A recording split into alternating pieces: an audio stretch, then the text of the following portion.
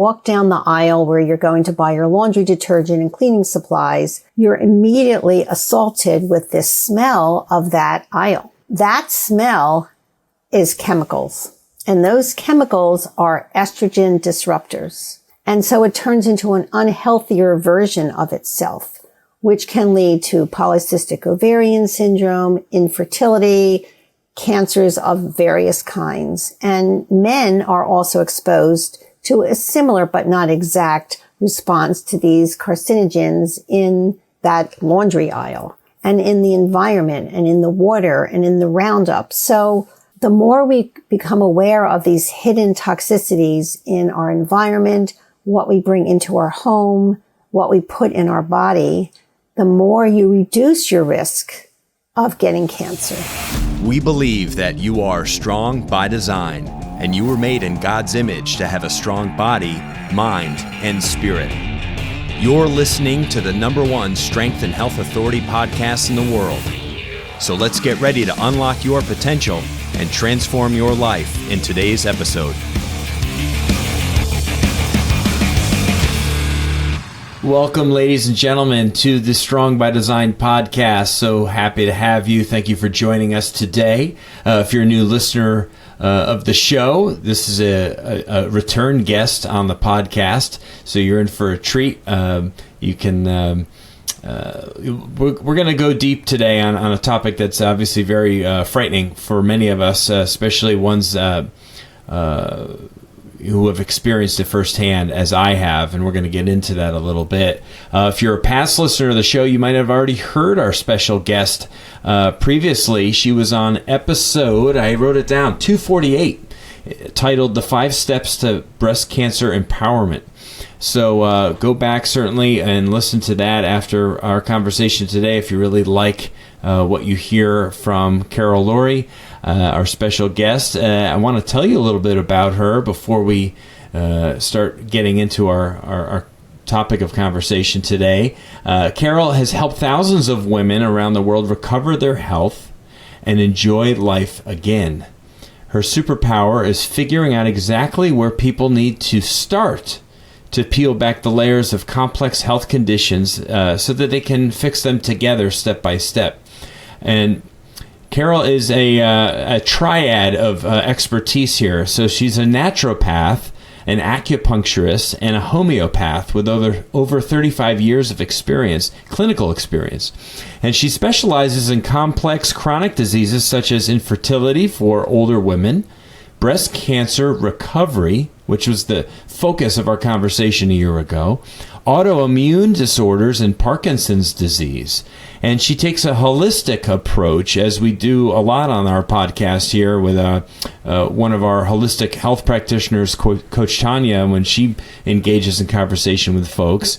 We like to take a holistic approach, and she does the same in her work and believes there's no such thing as unexplained illness. And I thought that was very, in quotes, unexplained, in quotes. I thought that was quite interesting off your page. So welcome back, Dr. Carol Lourie, to the podcast. Always great to have you on the show.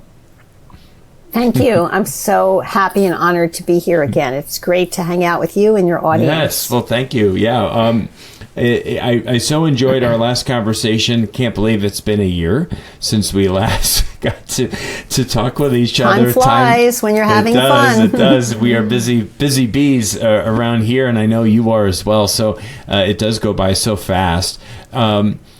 I believe someone, I think it was our affiliate manager who's so good, Jesse, who had reached out to me and said, "Hey, would you be interested in having Carol on the podcast and or back on the podcast?" I said, "Well, of course I would love to do that." And there's no time like October to have these conversations and to really empower people, as you've been doing with the road to health and how they can really take charge in their own life and not be so reliant on the medical community, as it were, but to be able to be armed and prepared and helped along the way with somebody like yourself who has such a different perspective from kind of traditional Western medicine. So talking about a very scary topic like cancer, we have talked about it previously on the podcast, not in recent memory though. It does come up, of course, from time to time. I think we've all kind of had our own experiences with it, whether it was in our immediate family or extended family or with possibly our neighbor. Maybe we've lost someone very close to us. And I think that's kind of where it starts, because for so many people, we aren't good at taking action until something hits us hard personally. Absolutely. Yeah, it's like then we just take something much more seriously and we give it consideration, and we and not that we're supposed to live in fear necessarily, but it's like things don't matter so much to a lot of us. We don't spend time considering things or the outcomes of things if they're not happening in our immediate day to day or in our immediate family. So I wanted to share with you, and I don't know if this had come up in our previous conversation, but I've lost my mother and my brother to cancer in the last 10 years, and my brother. Sorry, no, I don't know if it came up or not. My brother had brain cancer and dealt with that for, once we knew that he had it, dealt with that for about 6 years. And he fought and he fought and he fought, and my mom, God bless her soul, actually spent about a year of her time living with my sister-in-law and my brother to help take care of him as he was nearing the end of his battle. And my mom, dealing with her own forms of cancer, ultimately she died of lesions on her stomach. It had just moved around in the fluids from her lungs to her colon to her stomach, and eventually she passed 3 years later. And so for me, this topic obviously really hits home, as I've lost two people that were two of my favorite people in the whole world. I'm so sorry. Yeah, and it makes me think, what are the things that I could have done or helped them do prior to, those last moments, those last few years? What could we have done differently or better? What do we know now that we didn't know then? Types of things, had I known you, back then when they were kind of dealing with these things, what could I have helped done for them? So I think we all have those fears of death or of losing people we love. And I think that's obviously something that connects us all. So today's conversation is really talking about these strategies and things that we can do in our lives to prevent a cancer, especially as we age, when it seems like, it's not young people so much that are dying of cancer, it's older people. Although, well, unfortunately, that's not as true as it was, I guess. Yeah, no. But 90% of all cancer is not genetic. Wow. That means that it's acquired through the environment. For example, the people who were exposed to Chernobyl radioactive incident, a huge amount of them developed leukemias, blood cancers, and thyroid cancers. So that is a direct response to toxicity in the environment that was well known. But there are hidden toxicities in the environment which no one knows about, thus the word hidden. And I'll give a really clear example. When you go into a regular supermarket and you walk down the aisle where you're going to buy your laundry detergent and cleaning supplies, you're immediately assaulted with this smell of that aisle. And we've been trained to think, oh, it doesn't smell so bad. But that smell is chemicals. And those chemicals are estrogen disruptors. And what that means is when estrogen is broken down and it's supposed to be eliminated, these chemicals take up a spot in the estrogen parking lot, so to speak. So when the estrogen goes to bind to be eliminated, it can't, because this chemical is already sitting in the parking spot. And so it turns into an unhealthier version of itself, which can lead to polycystic ovarian syndrome, infertility, cancers of various kinds. And men are also exposed to a similar but not exact response to these carcinogens in that laundry aisle and in the environment and in the water and in the Roundup. So the more we become aware of these hidden toxicities in our environment, what we bring into our home, what we put in our body, the more you reduce your risk of getting cancer. Wow. Yeah, those are things that we certainly don't consider, is it? When we go to the grocery store and we walk down that aisle, No. we just assume, okay, well, that's the smell of cleanliness, right? Those are the smell of cleaning supplies and products.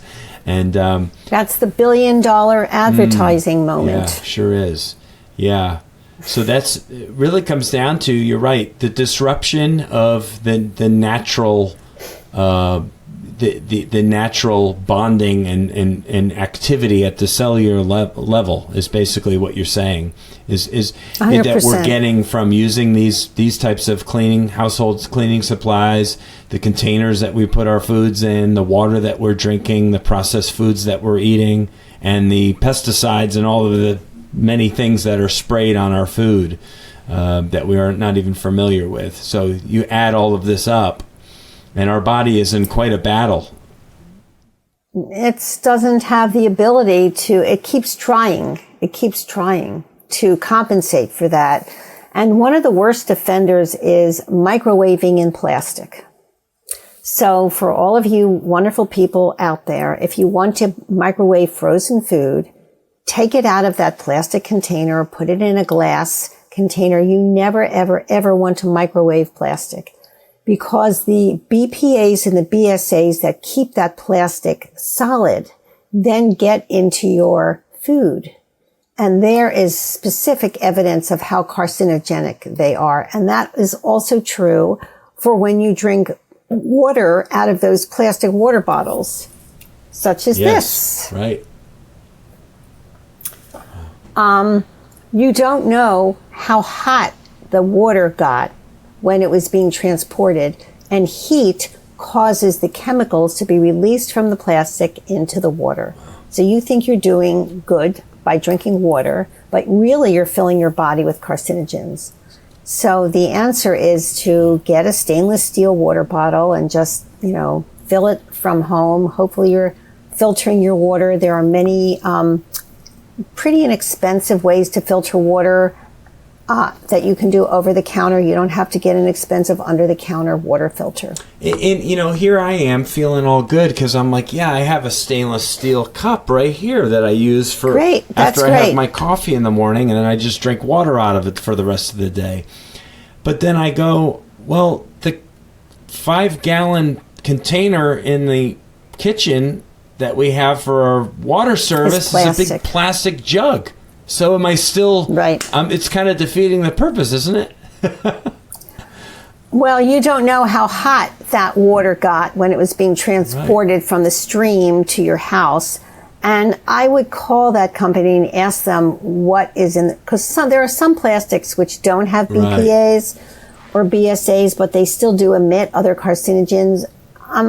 I think that when you think about the ecological footprint that company makes between getting the water, it does supply people with work, but then you're paying for the trucks to ship it with the gas and all of that. Get an under the counter or over the counter water filter. And then you don't have to worry about that. It pays for itself within a few months, I think. Yeah, at home I have, I have the filter through the refrigerator, so that's not good enough. That's not good enough. No, it's not good enough. Wow, and that's geez. So what do I need to do? I need to filter it a second time, or. Well, you're drinking cold water, right, from the refrigerator. Why do we need to drink cold water? Why can't you? I have that. Yeah, I guess it's chilled. I know. Yeah. I have a certain item next to my sink, which is, I don't know if I'm allowed to say the name brand in this. It's Aquasana. AquaTrue. And they also offer under the counter, and it sits by my kitchen sink, and you put the water in and it filters, and then I don't drink cold water. I don't think it's that good for you. It's better to be room temperature. I mean, if you're living in Arizona and it's 114, that's a different story, of course. Right. Wow, that is something to consider, though, because, yes, so much of us know that water, ultimately, is one of the best things you can do to have a healthier existence. Besides walking and breathing, it's like, I would say water 100%. Is number 3 or number 2 even sometimes. And most Americans are dehydrated. Yes. They don't, it's like 90. Coffee does not count. Yeah, by the way, coffee doesn't count as water.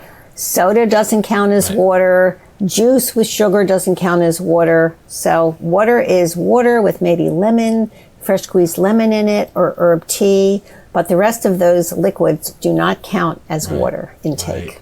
Yeah, it's a good point. Yeah, I definitely don't. I feel like the water I'm drinking is to help offset the coffee I've already consumed in the morning, because I'm definitely a couple of cups in the morning kind of guy. But I start my day with a tall glass of water before That's anything great. else. That's good. But it's funny. It's like no matter how much you try, it's like you're still fighting against, as you said, the container that it was in. Was it in heat before? Did the plastics leach into the root to ruin, in essence, the good that you're trying to do for yourself? And it can be so frustrating for us. We try. A lot of people, I think, earnestly do try to make the right decisions. I agree, and that's where habits come into play. Once you've been educated. Education equals empowerment. That's a very important word for me. And then you go, okay, well, what's the biggest area in my life that I have the most difficulty that needs to be changed? And then you just take that on as the first thing you're going to change. And if it's going to the Whole Foods and buying one of those stainless steel containers and ordering, a water filter next to your sink, that's a big deal. And then you can get comfortable with that. It takes 100 days to create a new habit.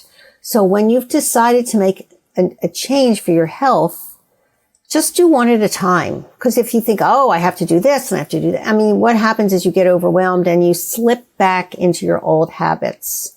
And one at a time, slow and steady, and then you're there. In a couple of months, you've made maybe 5 or 6 changes which you feel comfortable with, which add up to make a difference. Yeah, no doubt. Yeah, we talk a lot about that in the podcast and past episodes with change and transformation in people. And it really begins with baby steps, little things. Replace one bad habit with one good habit, and then build some momentum with that. And then try a second thing or a third thing. And before you know it, over the course of a 6-month to a year period, you can have some real significant, changes that were all just based on just a couple of minor things at first, you take out one bad thing you're eating and replace it with something that's healthier, and replace a soda with a water, and if you keep going down that road, before you know it, you're doing a lot of good stuff for yourself. So it can be simple. We just complicate things, don't we? We like to complicate sometimes. But cancer in one way is a very complex disease. But in another way, it's a message that your body is giving you that, hi, I'm not doing so great here, and I've been trying to tell you for a long time, and now you don't have a choice. And there are many complex pathways that have to be activated for the tumor to show up.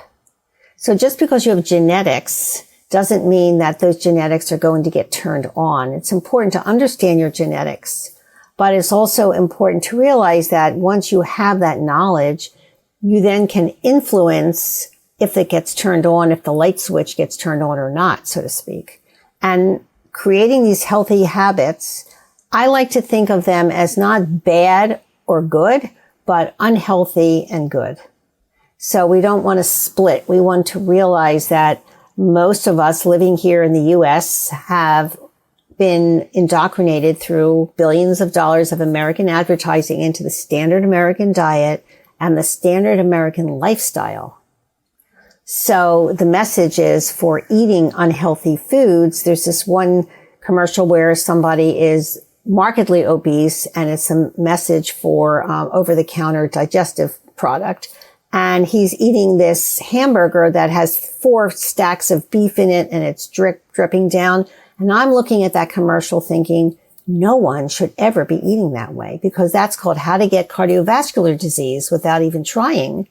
And he eats that way, and with big French fries and soda, and then he takes this product to deal with the digestive problems. So how could you not have digestive problems if you eat that way? Right.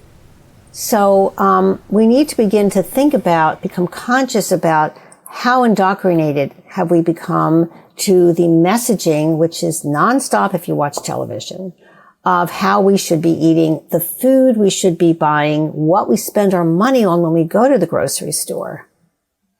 So cancer is all part of that storyline. So it's, in some ways, it's a very complex moment until the diagnosis appears and the doctor says to you, you have cancer.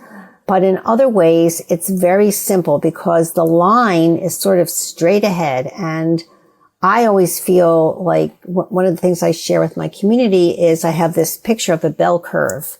And for those of you who may not know what that is, it's like up and down, and all the studies that you read are about the people in the middle of the curve. And my message to the women in my community is you don't want to be in the middle. You want to be on the side, on out. And that's where the magic happens. And that magic is health and healing. And you get out of being in the middle by really divorcing yourself from the standard American diet, from the standard American lifestyle, and really beginning to take apart your life physically, but also emotionally about what is happening in your life that you're not happy about, and that you're so busy, which is not a judgment. Everybody's super busy, that you just keep going along and you're not paying attention to the knocks on the door. Hi, I'm not happy. You don't feel well in the morning. You're not sleeping well. You're constipated. You get migraine headaches. You're not happy in your job. Hello. Pay attention. Nope, you're not going to pay attention. I'm just going to turn the volume up a little bit more. No, it's a great way of talking about it. People will push those things off and look at them at face value. Oh, I just get migraines a lot. Oh, I'm just not a good sleeper, all these things. But when it's a bunch of these things happening at all the same time, these are alarms, and people should be listening to them. And there are root causes to these symptoms that go beyond just, too much screen time. I'm having trouble falling asleep. Could be more than that. Why is it though that most of us, as I said at the start, and you kind of acknowledged that that's not necessarily true, but cancer seems to be more common as people age, though, right? I mean, you don't see a lot of 10 and 15 and 20-year-olds with cancer. It does happen, but more so people on the plus side of 60, let's say, if I was to just arbitrarily pick an age. Well, the older we get, the more our DNA is impacted by environmental and physiological stress. So as the DNA ages, it's more susceptible to mutations. And everyone has underlying inflammation. And inflammation is like the soil that cancer feeds on. So between the DNA being weakened or damaged as people age, and there's this underlying environment of inflammation due to lack of nutrients and the standard American diet, then all of a sudden you get a little mutation and pop up. 6 months, a year later, you go for a colonoscopy and you've been diagnosed with, some kind of colon cancer. A woman goes for a mammogram, and all of a sudden, without any warning, she's been diagnosed with breast cancer. So, it's as we age, the statistical significance increases. Right, and it's like it's like the resistance for your body. It's putting up a pretty good fight when you're younger, right? It's like you're able to handle the blows a little bit better and kind of get past things maybe a little bit easier, but it's like a buildup. It's almost like a plaque buildup in an artery, would you say? Where it takes time. It doesn't just happen, in a week or a month or a year. It happens in decades, and before you know it, there's the opening is closing, and now the blood has nowhere to go. It's kind of how cancer can happen, with kind of bad cells overcoming good ones that are healthy and trying to win the war. Well, I don't like to refer to cancer as a war. Okay. I know that Ronald Reagan started with the war on cancer, and then Betty Ford, Gerald Ford's, was president. His wife came out with her diagnosis of breast cancer. And before she came out with that, breast cancer for women was this shameful disease. You weren't supposed to talk about it. Everybody was really embarrassed. And the messaging was like, well, you must be a horrible person, or you did something wrong to end up with this. And the treatments were brutal, just brutal. Thank goodness we've come a long way in that messaging and the perspective of breast cancer. But, I work with women, and I think breast cancer is a disease of the feminine. And I think that our society has lost touch with that. And so I think it's more important to begin to have a conversation with the tumor, whether you've had a mastectomy or a lumpectomy. You can start having a conversation with that part of your body that is no longer there even. And you'd be surprised what it will tell you. And because the terms war, I'm going to attack, we have to conquer this or defeat it, those are very aggressive, inflammatory words. And inflammation creates an environment which breast cancer goes, great, I like this environment. And I want to create an environment where there is nothing for the breast cancer to hang out. We don't like it here. The woman is eating a certain way, she's exercising, she's detoxed her home, and there's no area that the breast cancer feels welcome, because breast cancer and cancer in general is a metabolic disease. Oh. And we do tend to see it a little bit more. I mean, it's sugars, which didn't used to, I mean, geez, the diet, if you go back into the 80s, into the old food pyramid that I grew up with as like the standard of eating. Yeah. Sugars or sugary items, the mostly processed carbohydrates, were kind of the most servings that you should be eating.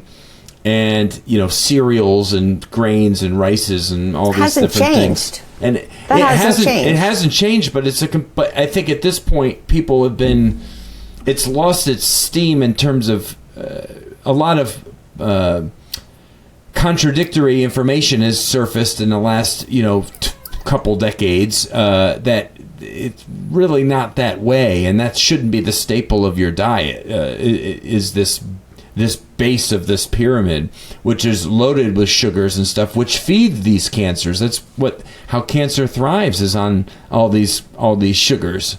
100%. That's right. Called the Warburg effect. Yeah. And it was discovered in 1918 by a German scientist, Otto Warburg. He won the Nobel Medicine Peace Prize for that. And basically what the Warburg effect says is that cancer, given a choice between oxygen for the cancer gas tank and glucose or energy or ATP, it chooses glucose, even though it has to work twice as hard to get it, and it gets significantly less gas in the cancer gas tank. So that is understanding that is the beginning of really embracing that cancer is the metabolic disease. And when I bring women into my online program, I always start out with, okay, everybody put in the chat, what have you had for breakfast? And you would be surprised. Women and people are still eating cereal with cow's milk, oatmeal. Everyone has been told that oatmeal is a good thing to eat. And actually that's not true. Not for cancer, because it's still a carbohydrate. It's not a gluten-free grain, and it gets translated into sugar very quickly in the body. People are eating Pop-Tarts and donuts and coffee. So how you start the day, the food that you put in your body the first thing in the morning, is like the wake-up call for your cells. And it's sort of like you're saying, okay, cells, we're going to be eating sugar today. I'm going to give you lots of sugar. Or if you change how you start the day, maybe with intermittent fasting, and then you drink green tea and you eat. Who says we have to have breakfast for breakfast? That's right. We could have leftovers for dinner or lunch for breakfast. That's right. Right? Yeah, I love breakfast for dinner. Yeah, that's great. You know, my wife sometimes, if you're not in the mood for cooking, and you can easily cook up some eggs and have some avocado or something with it, and Perfect. maybe some type of, multi-grain something or another to go with it. But at least it's the basis of the meal is protein and fat. Yeah. And I always feel better, like I function better just cognitively when I start my day with a higher fat protein breakfast. It's might have virtually no carbs. I'll feel better if I have eggs, like I said, avocado. I love it's a superfood, and maybe a couple of strips of bacon, and I won't even be. That's satiating, number one, and number two, I'm feeling fine for hours, and I didn't really have much in the realm of carbohydrates. I'm not missing them in any. I just think so many people aren't willing to make that switch. Because it takes a little bit of time to do so. Pop-Tarts are quick and easy, right? A bowl of cereal is pretty quick and easy. You didn't have to really do anything. People stop and buy a silly little donut item when they get their coffee on their way to work, and people, they'll continue to do that because of the convenience of it. Yeah. And that convenience is really killing us.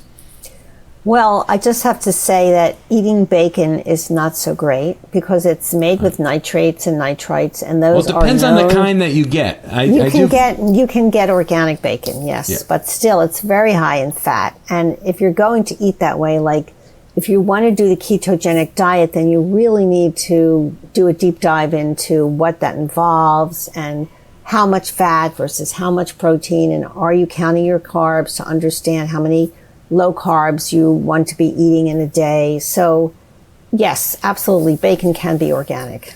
Yeah. I'm just citing, of course, a typical meal or dinner, I should say, when my wife and I'll whip that up on a particular evening.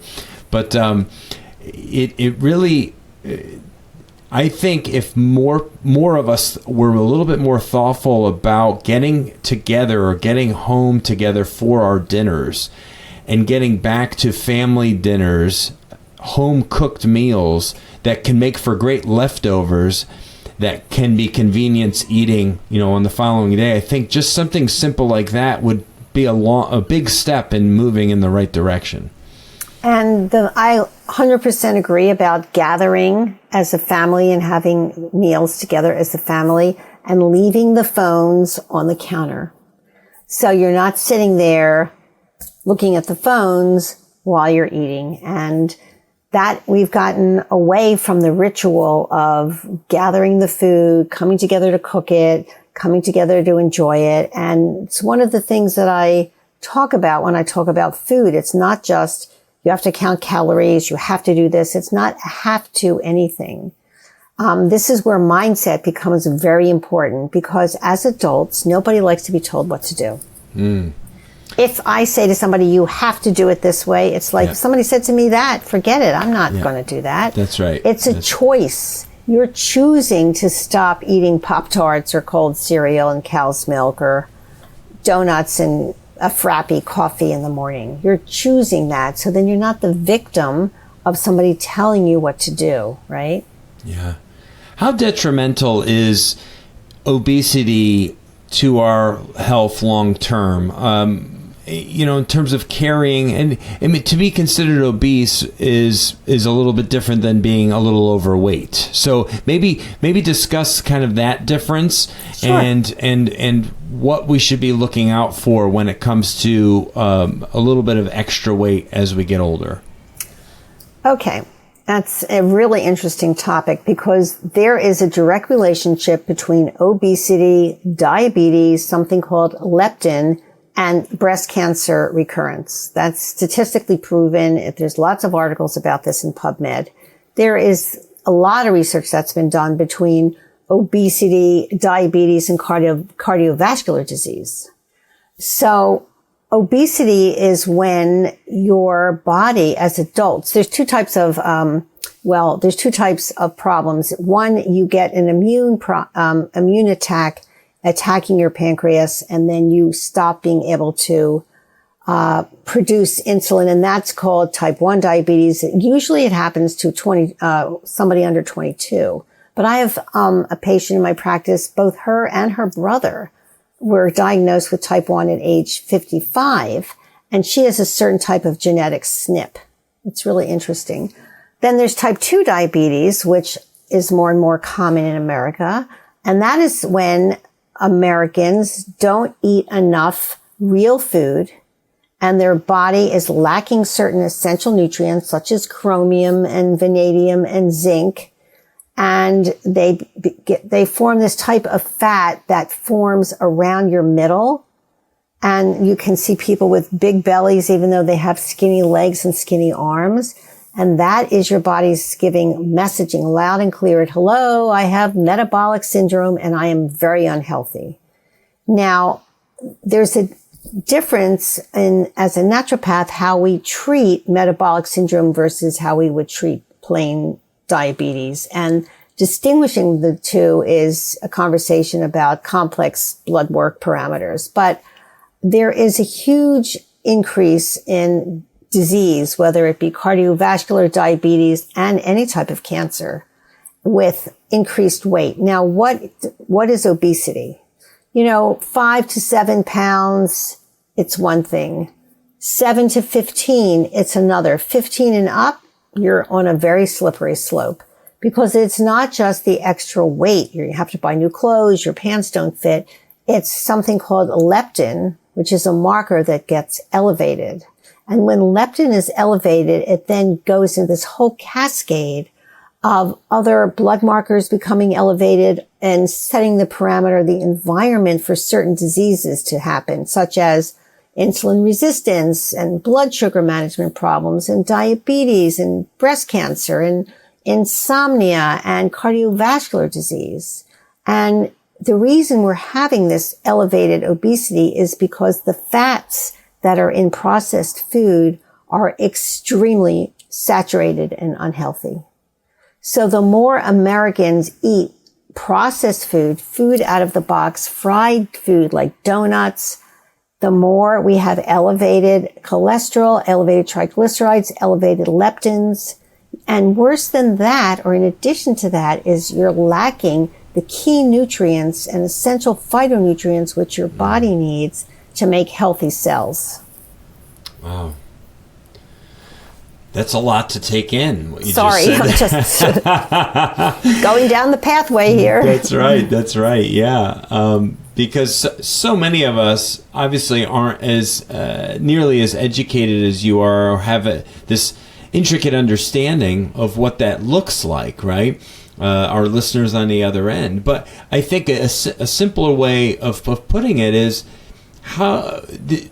what's the level of whole foods you're eating that are cooked and prepared and cut and thawed out, or peeled, and all of these things, versus things that you're eating from a box, things that are sitting on a shelf for weeks or months at a time that are still considered edible or healthy, versus things that you would have to buy that would go bad in a week or two if you don't eat them. And I think if we had more of a focus just on that, right, like shopping on the outsides of the supermarket rather than the middle aisles, that would be a step in the right direction. 100%. And if you're committing to making these changes, there are lots of wonderful free resources for you thanks to the internet, such as your podcast. I have lots of free gifts I give away, and I have a colleague who talks about how to have a healthy pantry. I mean, there are lots of free gifts to educate yourself about where do you start, because it can be overwhelming, and what are the most important things to do first, and how to take your time. So to create new habits. Cancer doesn't just develop overnight. It takes many pathways and many sort of bumps into your psyche and into your body before there is an environment where the cells decide that they're no longer paying attention to the rules of stop and go. Right. So if you were to create a list, so to speak, because we love our lists here on Strong by Design. I love lists. I come up with, people usually function. I know my wife, she loves making, when she has things that she needs to do at the house, she writes them out and then she puts little boxes next to them because she loves to be able to put check marks in the boxes, right? So that's great. It's helpful. It's a helpful little visual cue. But if we were to create a list of 3 things that people can start to do now, wherever they are in life, to reduce their risk for cancer, what would those 3 things be? And maybe in order of importance. Of importance, yeah. Radically change how you eat and how you look at food. Radically. Or divorce yourself from the standard American diet perspective on what is a healthy diet, because there's nothing about the standard American diet that's healthy. That would be number 1. This is very hard, I have to say. The second thing I think is to develop a mindset. Maybe that's number 1. I'm alternating. A mindset of health, a mindset towards health, a mindset where you realize the habits that you've unconsciously adopted, which we all did because we were subjected to television and commercials from the time that we were super little. Now it's social media. When I was growing up, there was no social media. Developed a mindset of health and realize that so many of the things that you think of spending your money on and doing, and how you walk and the exercise you get and what's in your home, are not towards health. So that's the second thing. And from that mindset, everything else sort of goes. And the third thing is, I think there is so much research on the positive benefits of exercise or positive movement. And find something, 1 or 2 components of that you like to do. For example, if you told me I had to ride a bike and go swimming, I would become a couch potato because I don't like to do those things. But I like to power walk and I lift weights. And I like to do those things. I feel better. I can easily fit them into my schedule. It's not an expensive thing where I have to go to the gym or anything. YouTube is a treasure trove of people offering free exercise advice.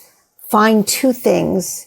And when you start with what I call the 5-minute in and 5-minute out, 5-minute back approach, which is, and it came because couch potato syndrome, I think, is a real diagnosis. I made up that term, but when people don't feel well, all they do is sit on their couch.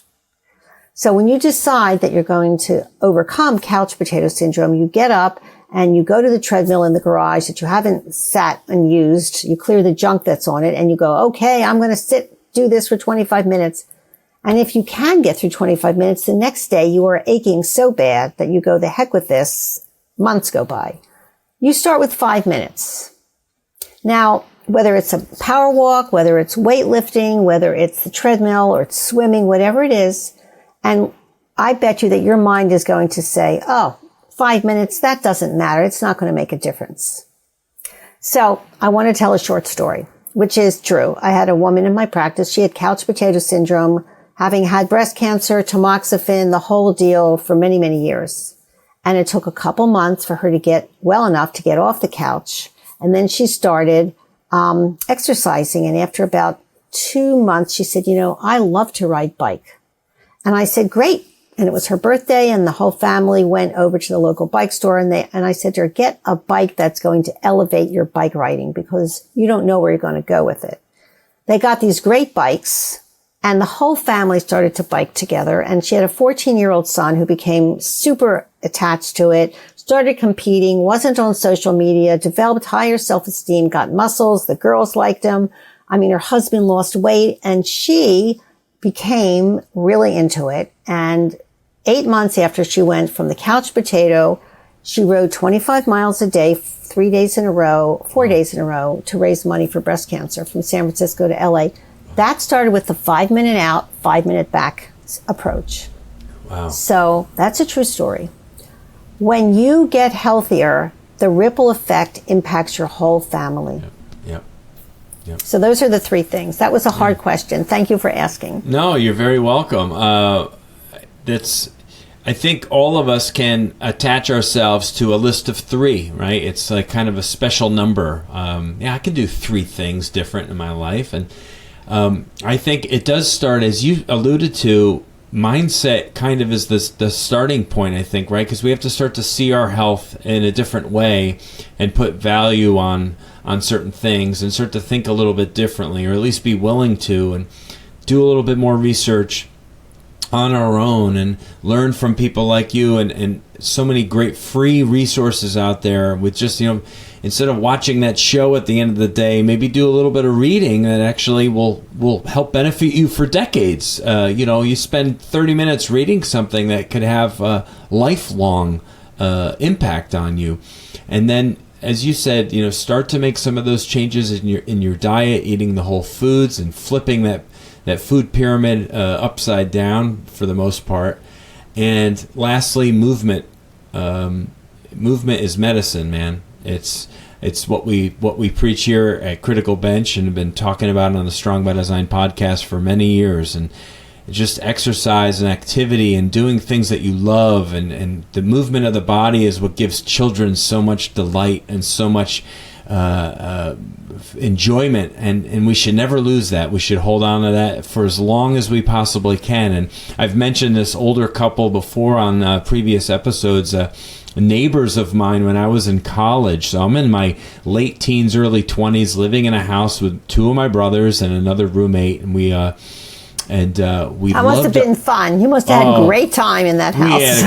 We had a great time. This is up in Connecticut where I went to college, and we had a great time in our house. Lots of wonderful memories there. And this older couple, they were our great neighbors. We had an older couple on each side of us.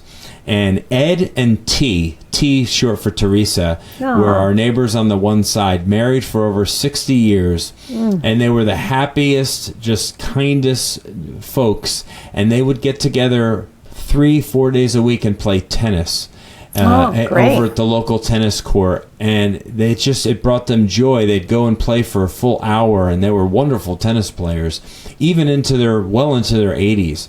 Fantastic. And we used to just talk with them and go. They would invite us over, and we would just speak with them, and they just lived a great life. And no one's probably talking about these people in the whole universe, but it makes me feel good that I remember these 2 people, and they made an impact on my life, an impression on me in my 20s that I'll never forget, because I saw with my own eyes what movement did for these people, and they were just, and it's a wonderful thing, and I want our listeners to remember that too, and to share that love of movement and activity with your family.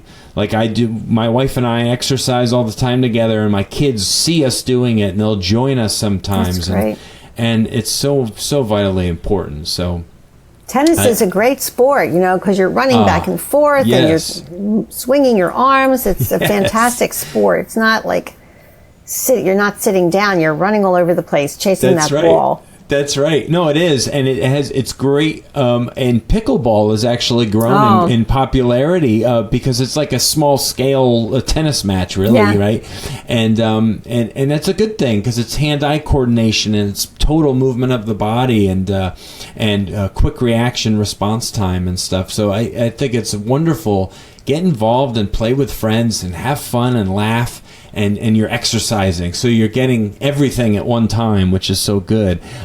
What are some tests and some things that people can start to do that are important for them to kind of monitor their health and speak about with their doctor? What are some things that people can do to learn a little bit more about their health, their state of their health? Well, ask their doctor if they can measure their BMI, basic metabolic index of their body. Ask the doctor for a deeper level look into their blood sugar management. There is something called the continuous glucose monitor that is often recommended and provides a wealth of information. Ask the doctor to run a hemoglobin A1C. That is the average of your blood glucose over a period of 2 to 3 months. So, and you want to do that every 6 months, because you don't want just one number. You want a baseline, and then you want to see, are you going up? Are you going down? And get on the scale. I'm not a big proponent of that, but if you're massively overweight, if you're 15 pounds overweight, you can say, you know, I'm going to stop this right now and I'm going to go down. And it's not that hard to lose 15 pounds. There are lots of free programs that you can find. And I bet a lot of the big cause is you don't eat all day, and then you come home from work and you're ravishing and you eat dinner and then you eat all night. Yes. And night eating is called how to gain weight without even trying. Yeah, no, you're absolutely right. I need to practice what I preach more often, because I can stand to lose 10 or 15 pounds. There's no doubt about it. I know the ideal weight for me because I've been there, and I know when I'm not there. So I mean, we all can take steps to, you know, and luckily I'm very active. I coach and play with my kids, and I generally eat pretty well. It's just that it really is so easy to overeat, even if it's healthy items, healthy foods. I overeat them, and see, I have this abundance of extra calories I'm not burning, and so it gets stored. So it's, you know, it's stuff like that can even derail us health experts. But this is so helpful and beneficial. What are some of the best places that our listeners can go to learn more about you and what you're doing, and even connect with you if they're interested? Sure. I have a website, which is my name, CarolLaurie.com, and it's both words, Carol, and then my last name is spelled Lourie. And there's a contact me section at the top. I answer everything, all emails privately, of course. I have an Instagram account at Carol Laurie Health, which is mostly about breast cancer.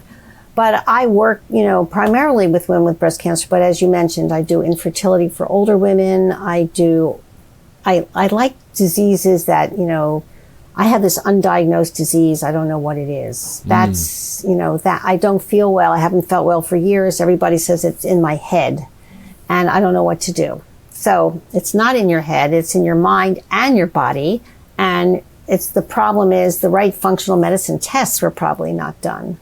Yeah. So that's always very rewarding to have somebody get over couch potato syndrome. Yeah, I love it. I love that you put a name to it, couch potato syndrome. Yeah, so if you don't want CPS, then get with Dr. Carol, and she will help you. I appreciate you're just such a wealth of knowledge and inspiration, I think, for many of us to. It's all about feeling good in our own skin and longevity, you know. And if you're not feeling right, then there probably is something wrong, and Correct. It's your body is telling you that, and you need to start listening. And so reach out to experts like Carol, who can help you navigate these often murky waters. So thank you so much for your time. It was just an absolute pleasure, as always. I learned so much and get so much from it, and I know our audience does as well.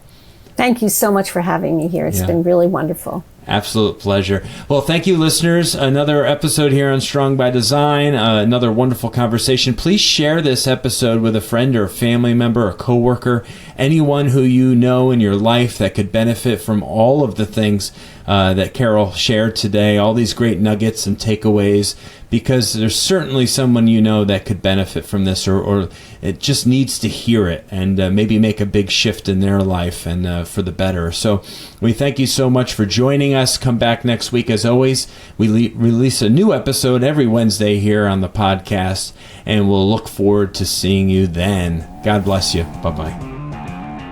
Thank you so much for listening to the Strong by Design podcast. If you found value in today's episode, please subscribe so that more people can find out about our show. Plus, you don't want to miss any future episodes with the amazing guests and topics we have lined up for you.